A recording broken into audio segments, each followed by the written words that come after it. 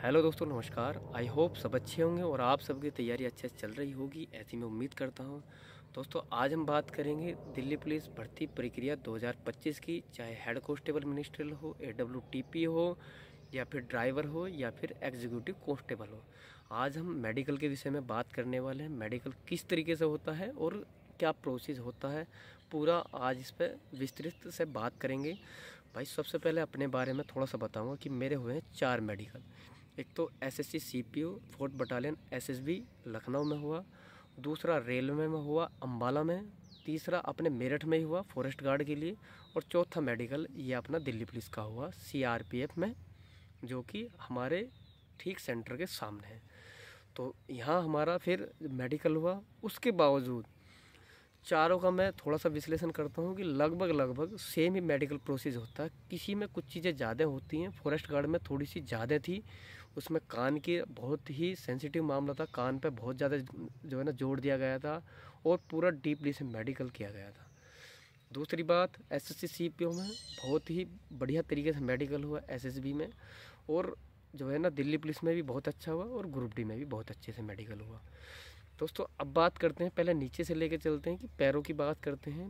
पैरों में सबसे पहली बात, आपके यदि फ्लैट फिट हैं तो आपको पॉइंट मिल सकता है।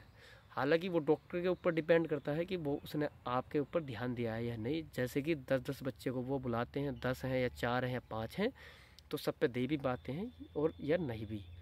तो हो सकता है कि आपका लक सही हो। तो यदि आपके फ्लैट फिट हैं तो आप ऐसा ना सोचिए कि मैं तैयारी नहीं करता। सबसे पहले आपको तैयारी करनी है। वो मेडिकल के समय देखा जाएगा कि ऐसे ऐसे बच्चे भी होते हैं जो क्वालिफाई हो जाते हैं, कि जिनमें कोई दिक्कत भी होती है लेकिन वो आज भी नौकरी कर रहे हैं। सबसे पहली बात तो आपको तैयारी करनी है और मेडिकल तक आना है। दूसरी बात, फ्लैट फिट है, चेक होते हैं। फिर होती है वेरिकोज वैन। वेरिकोज वैन यानी कि नसें उभरी हुई होती हैं, और वो जो वैन्स होती है हमारी, वो उनका गुच्छा बन जाता है। जैसे ही हम जंप करते हैं तो वो वेरिकोज वैन वो उभर के आ जाती हैं और डॉक्टर उनको देखते हैं। फिर तीसरी बात, आपका पैरों का गैप होना चाहिए, यानी कि जो आपका नी है उनमें गैप होना चाहिए। जब आप सावधान होते हो तो उसमें आपके नी नहीं मिलनी चाहिए। जो है तीसरी बात, फिर आते हैं आपके प्राइवेट पार्ट्स। आपके जो है आपके हाइड्रोसिल नहीं होने चाहिए। आपके जो प्राइवेट पार्ट्स है वो सही होने चाहिए।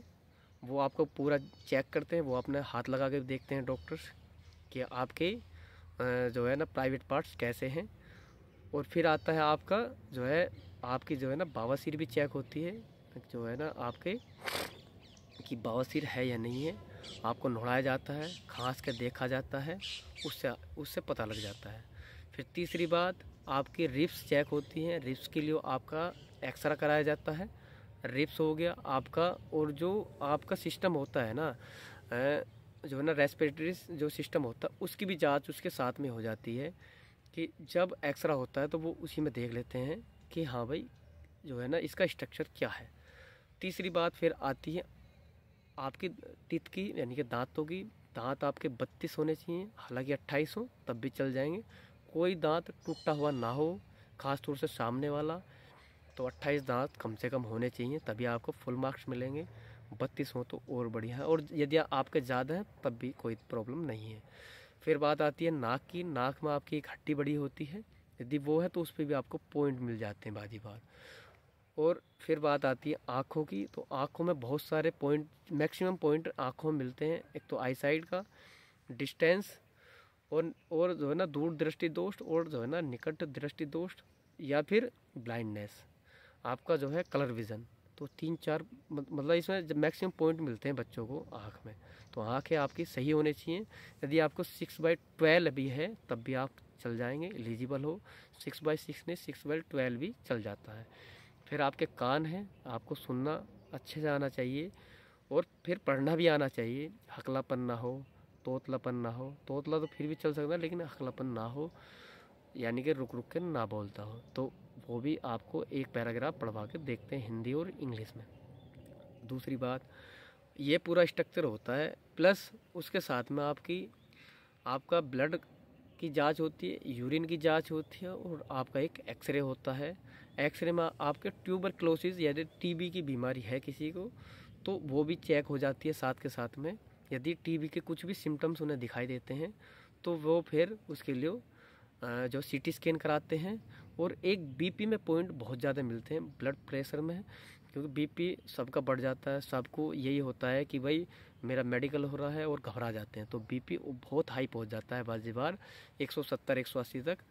तो वो भी उसमें ही पॉइंट काफ़ी बच्चों को मिलते हैं। हालांकि थोड़ा बहुत तो वो जो है ना चला भी देते हैं कि बच्चा घबराया हुआ है, लेकिन घबरा जाते हैं।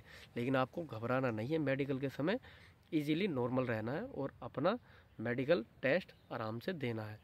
तो और पॉइंट वाले कौन कौन से जो है मेडिकल होते हैं हमारे, एक तो भाई जो है हमारा हाइड्रोसिल में, और यदि किसी को है तो उसमें भी पॉइंट मिलने के पूरे पूरे चांसेस होते हैं। वेरिकोज वेंस में नंबर 2।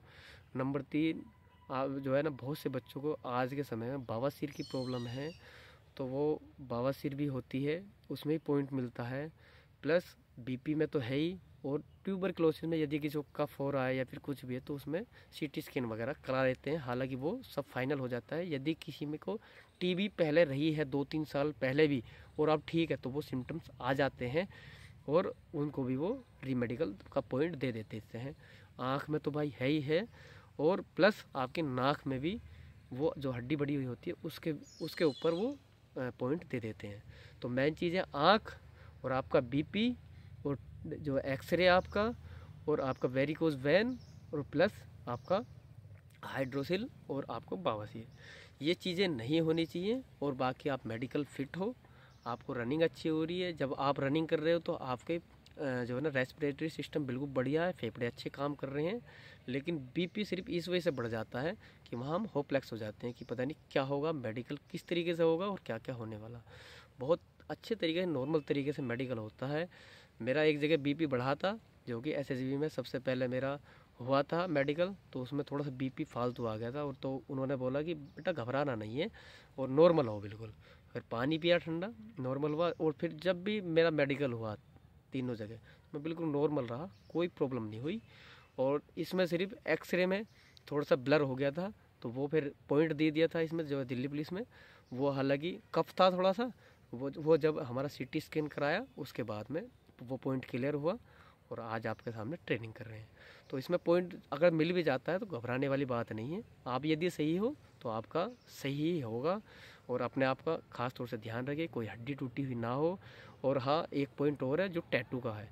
टैटू में पॉइंट बहुत ज़्यादा मिलता है, कोई ओम बनवा लेता है बड़े बड़े, जो छोटा है यानी कि उस हथेली का जो आपका पीछे बना हुआ है उसका 1/4 होना चाहिए। और लेफ्ट हैंड में है तो कोई दिक्कत नहीं है, यदि राइट हैंड में है तो समस्या है। और यदि 1/4 से बड़ा है, थोड़ा बड़ा ओम है, तो उस पर आपको पॉइंट्स मिल जाएगा। या तो आप अभी से ही उसको लेज़र वेज़र से जो है बिल्कुल इरेज करा लें और अपने तैयारी करते रहें अच्छे से।